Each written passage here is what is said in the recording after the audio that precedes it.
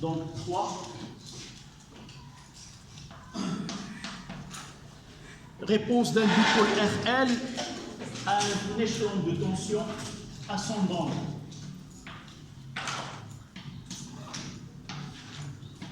Réponse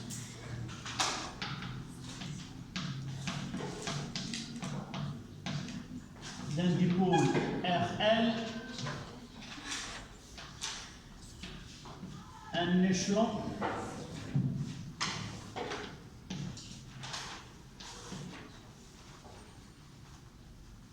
de tension ascendante.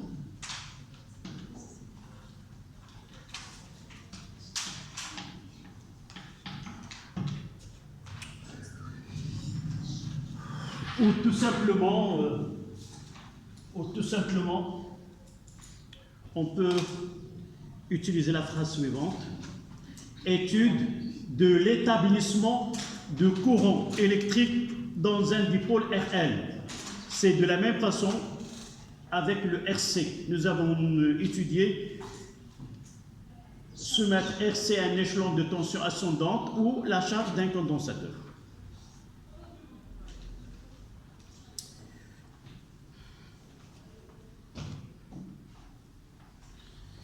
Donc, 2, 3A, schéma de circuit.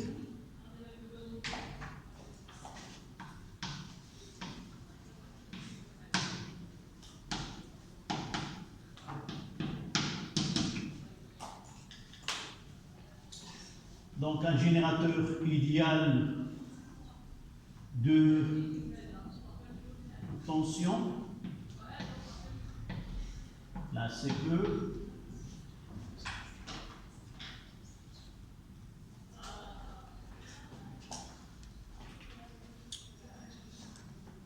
une bobine qui a L et R et un conducteur ohmique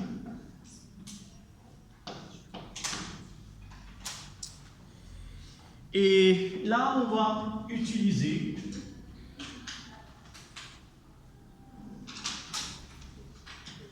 une diode au silicium. On parlera tout à l'heure de l'intérêt de cette diode. Donc le courant, là on aura UB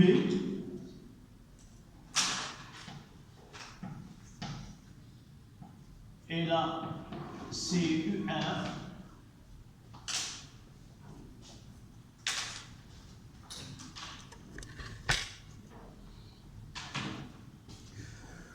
Dans cet exercice ou dans cette étude, on prendra L, c'est 0,2 H. R est égal à 90 ohms. Petit r est égal à 10 ohms.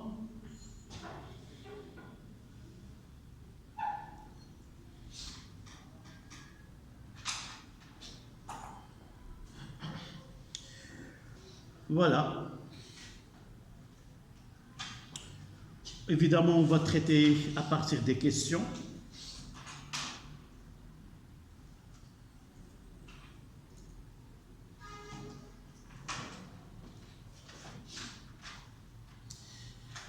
S'il s'agit d'un exercice, on ne désigne pas UB, UR, c'est à vous de le connaître.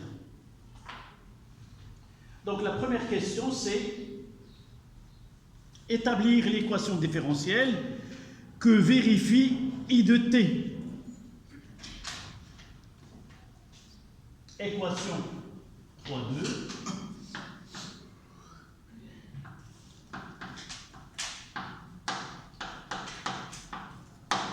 Équation différentielle.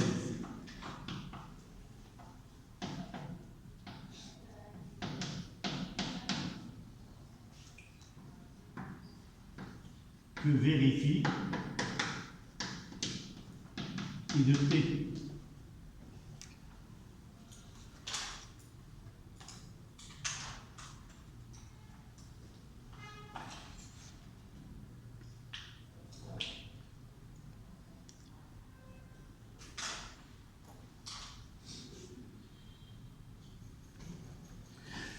Voilà. Nous avons déjà fait un petit travail qui ressemble à celui-ci, sauf la question dans le cas de RC, c'est établir l'équation différentielle que vérifie UC. D'accord? Donc toujours on part de la loi d'intensivité des tensions ou la loi des mailles. D'accord?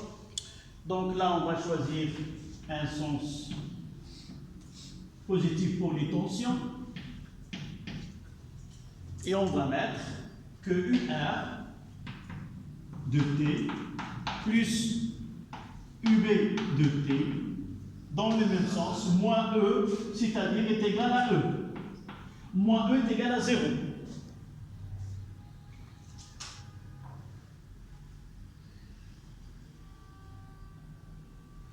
Donc, nous voulons l'équation que vérifie I, donc on doit faire manifester I de T dans les expressions de UR.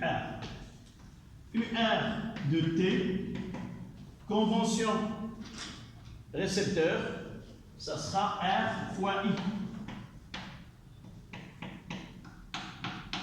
Pour la bobine UB, R fois I, UB de T, c'est petit r fois I plus L dt sur dt.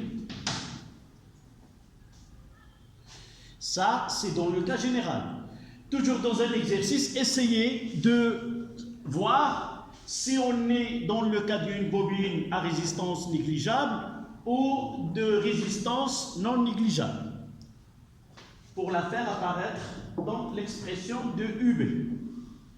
Donc il suffit maintenant de remplacer dans l'équation E, on aura RI plus petit RI plus L dI sur dt est égal à E. J'ordonne cette écriture. Parfois, on vous demande une expression bien donnée de cette équation. Si on vous demande d'établir l'équation différentielle, vous la mettez comme vous voulez. D de I sur dt plus R plus petit r fois I est égal à E. Je peux la garder comme ça.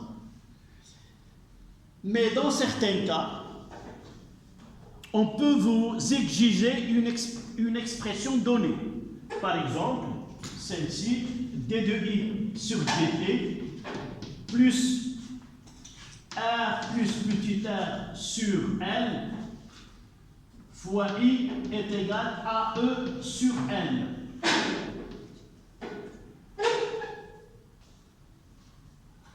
D'accord?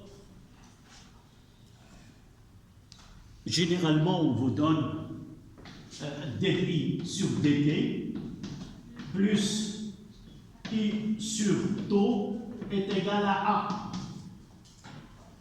Et on vous demande d'identifier A et d'identifier taux.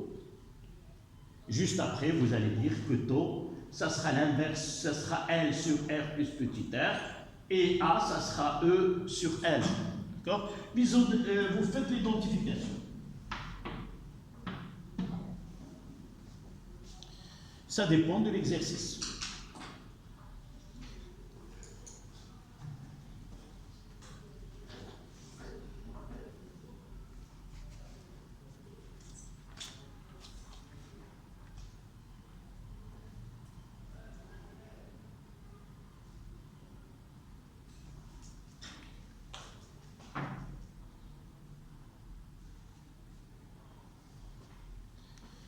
La question suivante.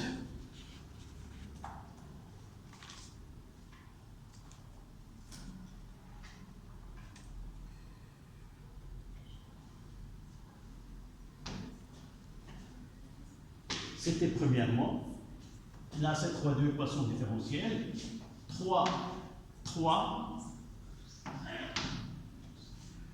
On donne l'expression générale de la solution.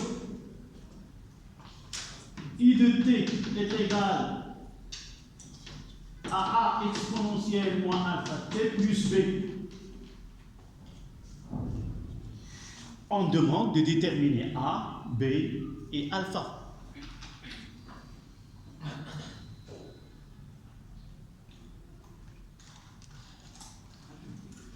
D'accord? Déterminer l'expression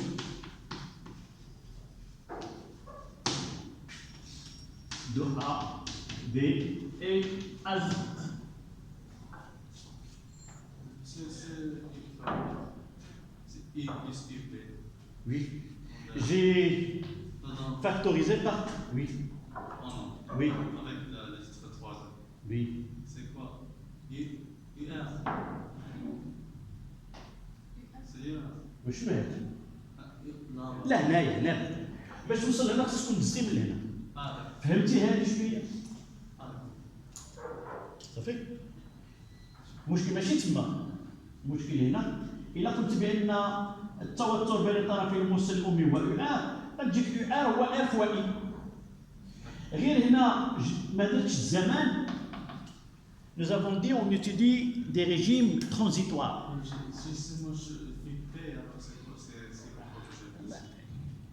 غادي بي عاد غادي تجينا بي اي بي بعد لحظات. Le courant de permanent à l'état dans le régime permanent. Donc, comment doit-on procéder?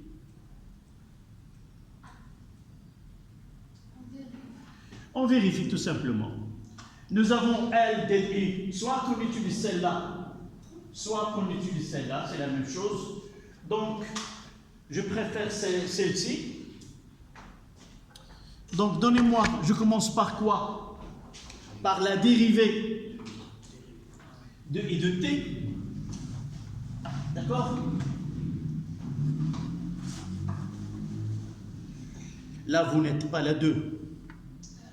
Oui, parce que ceux qui ont été avant vous, c'était la 2.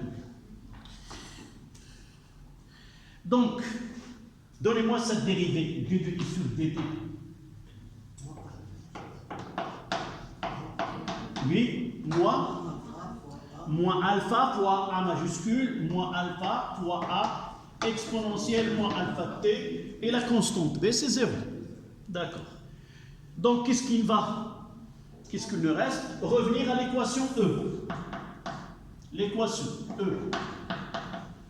Ça sera L fois moins alpha fois A fois exponentielle moins alpha t plus R plus petit r fois A exponentielle moins alpha t plus B est égal à E. D'accord? Et vous devez me suivre attentivement pour ne pas commettre des erreurs. D'accord? Qu'est-ce que je vais faire? Je vais prendre les termes qui contiennent le temps. Et là, vous voyez un facteur qui est A exponentielle. A exponentielle moins alpha t facteur. Qu'est-ce qui reste ici? Moins alpha fois L. Et là, plus R plus petit r. Là, il ne reste que les grandeurs qui n'ont pas ici, plus R plus petit r, le tout fois B est égal à E. D'accord? Et comme nous avons déjà fait cette technique, là nous avons une constante, celle-là doit être égale à celle-là. Et j'ajouterai ici plus 0, plus 0, il y a de l'humidité qui rend cette craie fragile. Là, l'exponentielle, et par la suite, cette constante-là doit être égale à 0. Et de là, je vais écrire B est égal à E sur R plus petit r, et cette quantité est égale à 0. Et moins alpha fois L plus R plus petit r est égal à 0. Ça veut dire que alpha est égal à R plus petit r sur N. Voilà les deux expressions. Il ne reste qu'une seule, qui est A. D'accord? Donc vous prenez et je continue juste après pour arriver à A.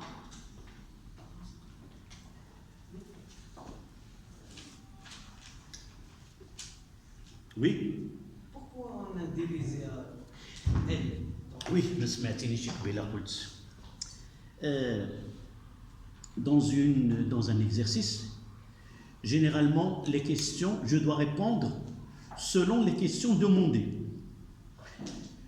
Si on vous demande établir l'équation différentielle que vérifie I, tu as le choix de l'écrire n'importe comme tu veux. Par exemple, la plus utilisée, c'est celle-là. J'ai dit dans certains exercices, on vous demande montrer que l'équation différentielle s'écrit de cette manière-là. Dans l'exercice, montrer que dI sur dt plus I sur taux est égal à A. Une question supplémentaire, identifier A, taux et A. Dans cet exercice, tu ne dois pas t'arrêter ici. Tu dois arriver à là et écrire l'équation qu'il t'a demandé d'établir et tu compares terme à terme. D'accord? Et dans ce cas-là, tu vas dire que taux est égal à L sur R plus petit r, c'est l'inverse, et A est égal à E sur N. Voilà la réponse à cette question. D'accord? Dans certains cas, je parle de plusieurs propositions. D'accord? Voilà. Il me reste A.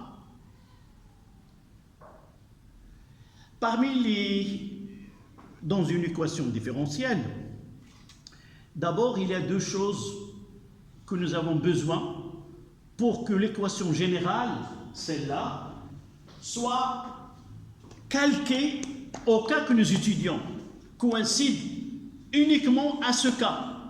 On va apparaître deux. D'abord, les paramètres de circuit.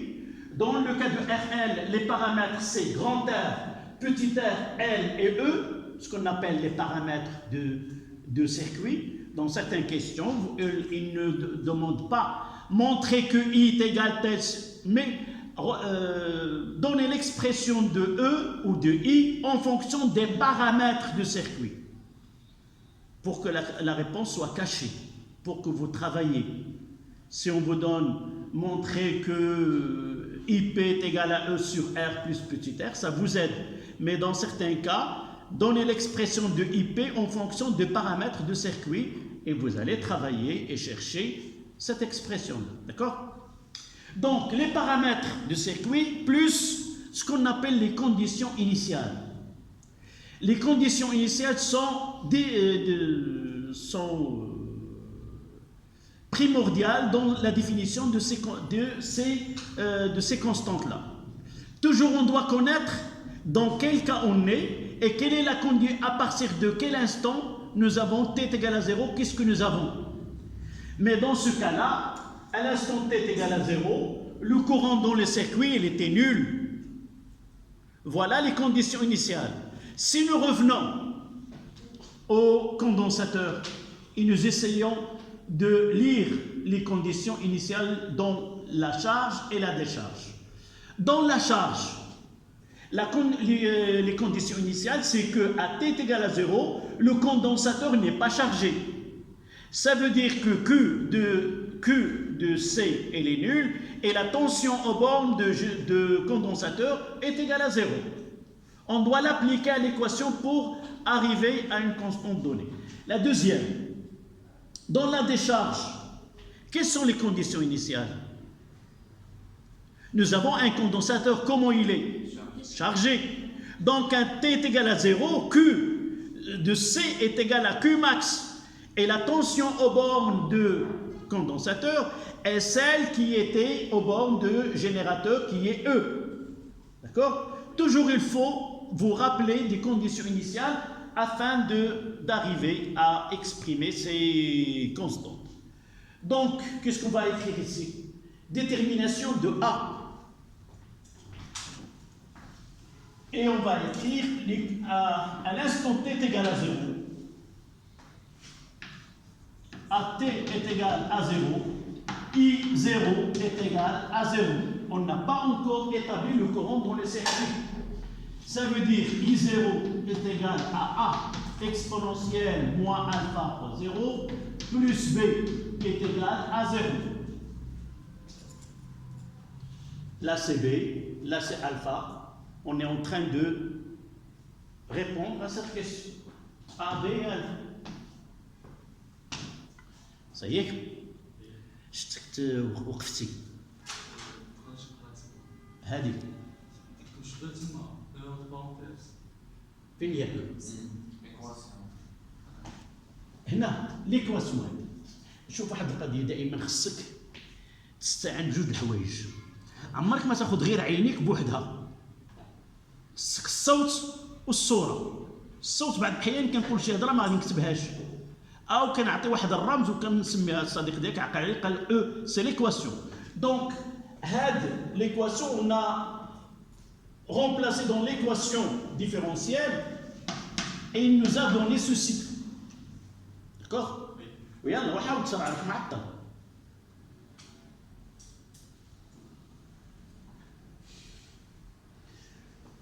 La exponentielle de moins alpha fois 0 c'est 1, donc on aura A plus B est égal à 0. Ça veut dire que B est égal à moins A, qui est égal, je dois moins, je mettrai A est égal à moins B, parce que j'ai déjà B. C'est moins E sur R plus petit r. Et je dois revenir à la solution.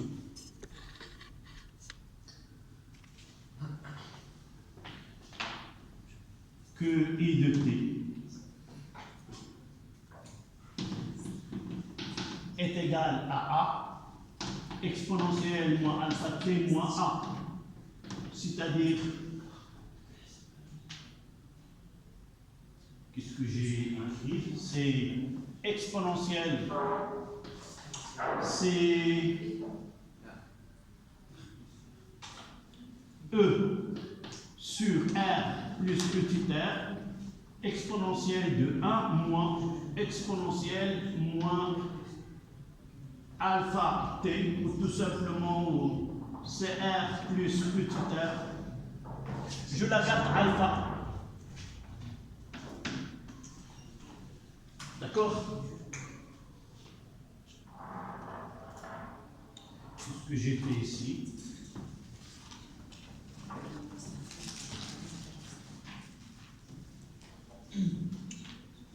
Là, c'est A. A est égal à moins B, est égal à moins E.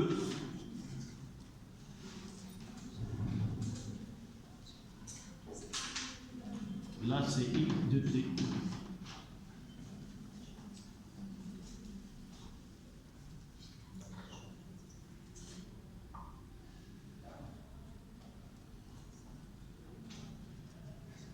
Qu'est-ce que j'ai?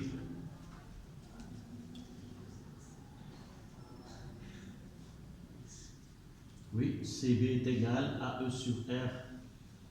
C'est 1 moins. Oui, c'est exact. C'est B et B et A c'est moins A. Et B c'est moins A.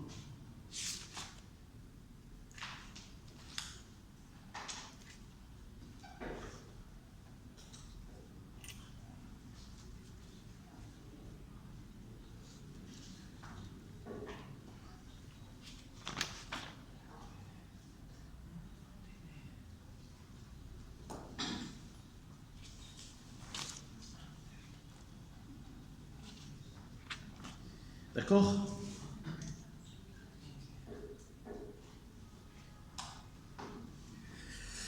Donc, qu'est-ce que là c'est? Qu'est-ce que j'ai? C'est E.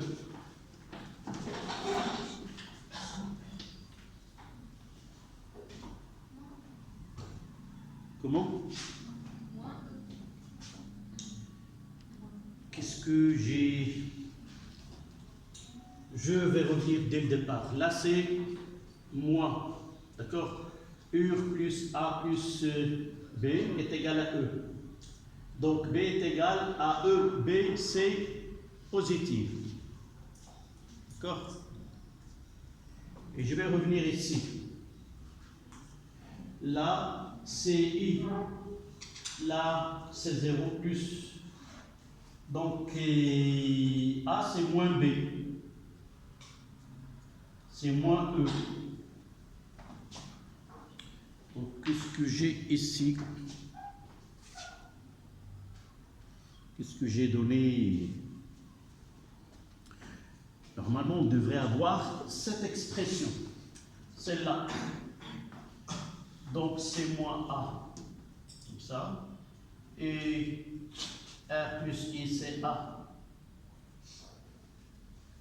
Je vais revenir ici.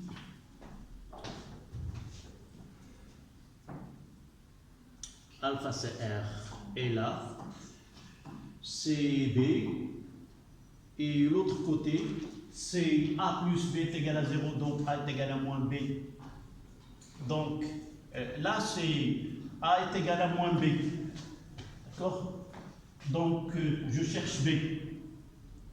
B est égal à moins A.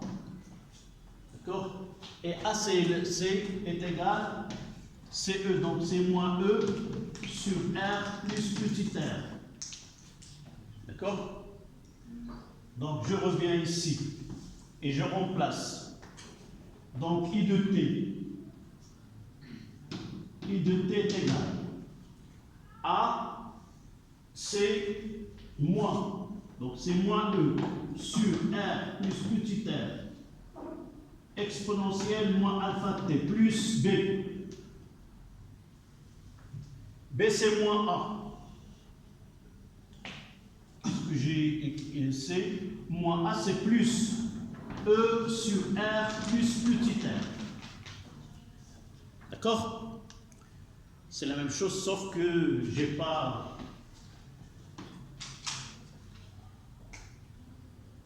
vérifié.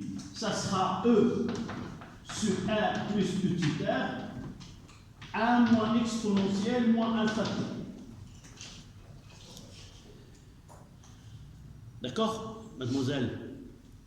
C'est 1 moins exponentielle et non pas exponentielle moins 1. D'accord? Donc là, CB est égal à moins A. J'ai remplacé B par sa valeur, c'est E sur R plus petit a. Mais A, ça sera moins B, je mettrai moins. Et ça donne cette expression-là.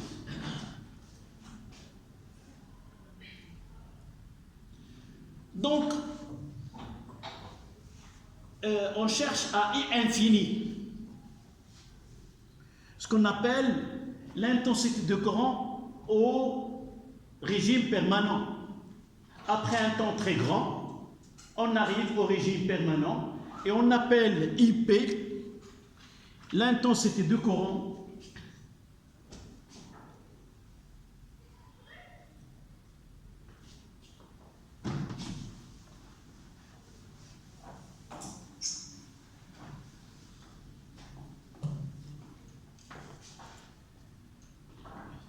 donc I infini est égal à IP. C'est le courant, l'intensité de courant.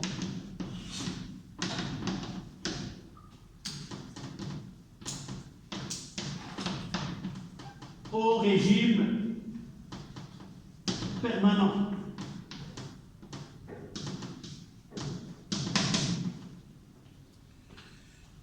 C'est quoi ce I infini? C'est étendre le temps. Donc I plus infini est égal à limite.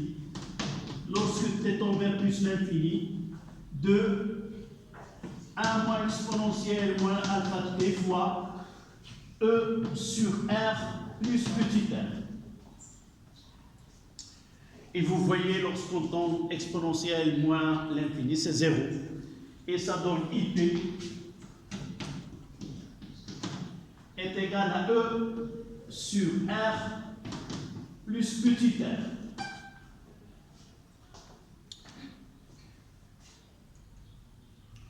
On peut arriver à cette expression en utilisant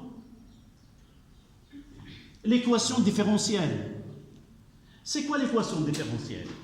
C'est l'équation qui décrit tous les états par lesquels passe le circuit de l'instant t est égal à 0 jusqu'au régime permanent. D'accord? Donc, si nous revenons à cette équation, peut-être je l'ai effacée. Autre méthode, c'est, nous avons, c'était L dI sur dt, plus R plus petit r, fois I est égal à E.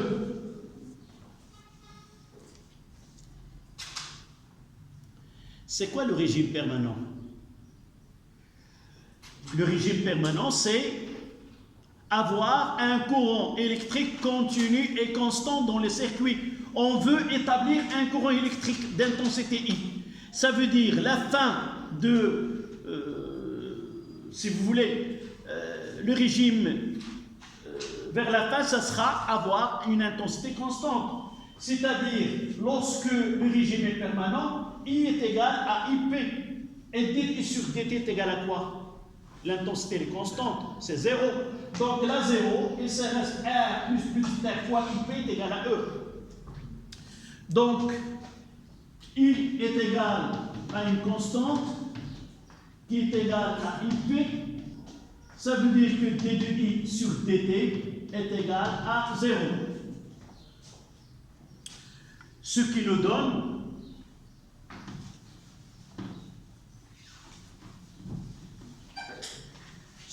donne R plus petit r fois IP est égal à E.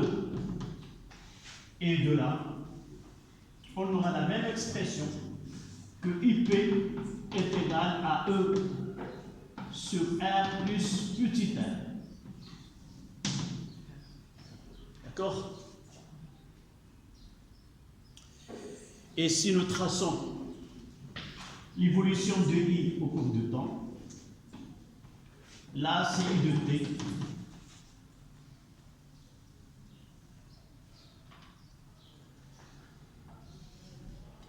Là c'est IP.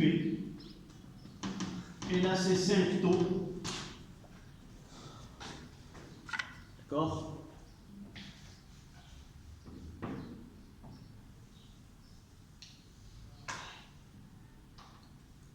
Régime permanent et régime transitoire.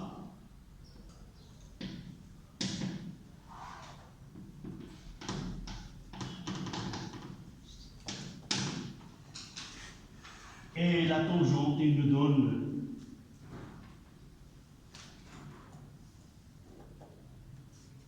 la tangente.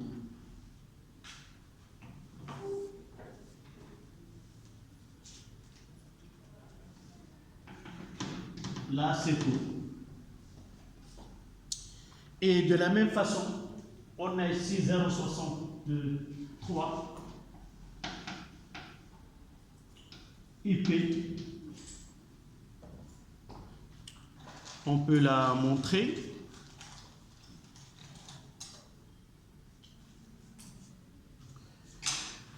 Il nous reste le temps de parler pourquoi nous avons utilisé cette diode en parallèle avec le dipôle RL. D'accord?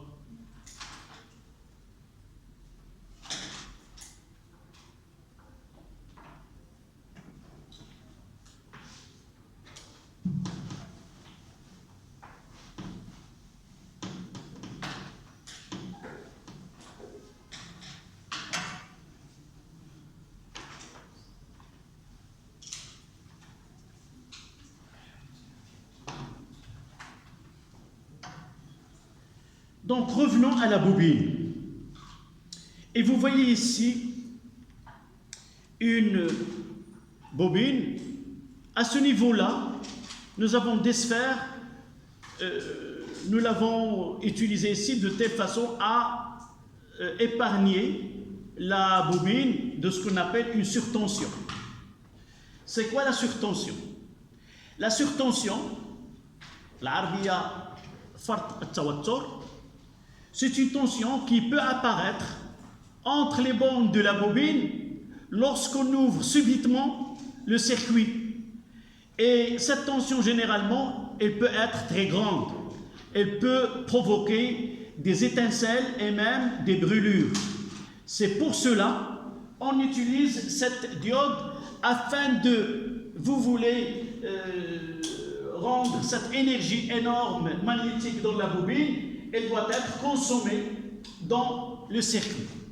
D'abord, on parlera on va essayer d'estimer cette tension qui va apparaître au bord d'une bobine d'auto-induction d'inductance A ou de coefficient d'auto-induction L est égal à A. Lorsqu'on fait varier brutalement l'intensité de 0 à A au cours d'une durée qui est égale à 1 milliseconde. Donc, la tension UB, à noter que lorsque le circuit est ouvert, on ne tient pas compte de la résistance. Si le circuit est fermé, alors au bord de la bobine, c'est RI plus L dI sur DT. Si la bobine est ouverte, elle apparaît une force électromotrice E qui est égale à L dI sur DT, même s'il a une résistance. Donc, est égal à L dI sur DT. On va essayer d'avoir une valeur approchée lorsqu'on fait ce travail-là. Donc, ce dI, on va le mettre delta de I, c'est-à-dire on fait passer le courant de 0 à 1 ampère, donc la valeur finale c'est 1 et la valeur initiale c'est 0, donc c'est 1 ampère. Delta de T, on fait varier de 1 milliseconde, et de là, on va essayer de calculer cette tension. U est égal avec L est égal à 1 H, et de là, on peut faire une application numérique que U est égal à 1 fois 1 divisé par 10 à la puissance moins 3, qui est égal à 10 à la puissance 3 volts, c'est-à-dire 1000 volts. Qu'est-ce que ça veut dire ça? Ça veut dire que la bobine joue le rôle d'un générateur et peut avoir une tension qui est très supérieure à celle que le générateur utilise dans le circuit. C'est-à-dire, on peut avoir une bobine, un conducteur ohmique et un générateur qui alimente l'ensemble avec une tension de 6 volts. Mais lorsqu'on ouvre et on ferme le circuit ici de façon brute, alors dans ce cas-là, c'est autre phénomène. Le générateur n'a rien à voir dans le phénomène qui va se produire, qu'on appelle la surtension. Et le calcul, ça donne cela. Donc, pour ne pas avoir cette tension, une fois qu'on ouvre, on a un circuit qui est fermé. Et l'énergie énorme, magnétique, qui est emmagasinée dans la bobine, elle va donner un courant induit qui va être consommé dans le circuit, surtout sous effet Joule, dans la résistance R. Donc, la diode, c'est un moyen qui permet de protéger le circuit de la surtension et par la suite l'évacuation de l'énergie magnétique dans la bobine, elle va se faire dans ce... Donc, lorsqu'on ferme le circuit là, le courant passe dans cette partie-là. Mais vous voyez que le courant ici, c'est le sens non passant de courant. La diode ne fait passer le courant que dans ce sens-là, de triangle. Là, c'est le non passant. Et par la suite, lorsqu'on travaille dans la charge dans l'établissement de courant dans la bobine, cette partie comme s'il n'existe pas. Quand est-ce qu'il va prendre le rôle? Lorsqu'on ouvre l'interrupteur, il y a un courant induit qui va faire le sens inverse comme ça et va être consommé dans le circuit de la protection de la bobine. D'accord? Et c'est là qu'on va voir la prochaine fois, c'est la rupture du courant dans un circuit RL et obligatoirement on doit utiliser cette diode. Si vous trouvez cette question, donc la diode, quel est le rôle de la diode? La diode permet de protéger le circuit d'une surtension et par la suite l'énergie magnétique emmagasinée dans la bobine et sera consommée par effet Joule dans le circuit RL. Donc la bobine, elle dit c'est la tension, la surtension. La surtension, généralement US, elle est très supérieure devant E. C'est pour cela qu'on utilise une diode. Évidemment, c'est la diode idéale qui joue le rôle d'un fil.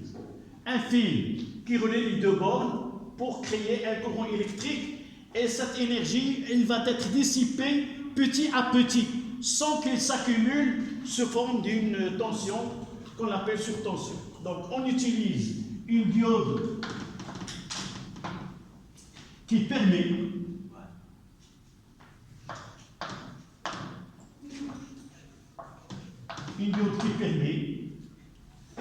de protéger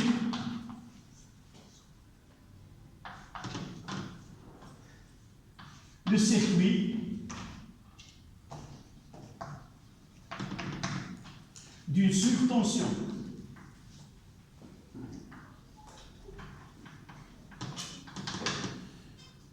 Voilà. Il nous reste l'autre partie, c'est la deuxième partie, c'est la rupture de courant dans un circuit RL. On le fera, Inch'Allah, prochainement.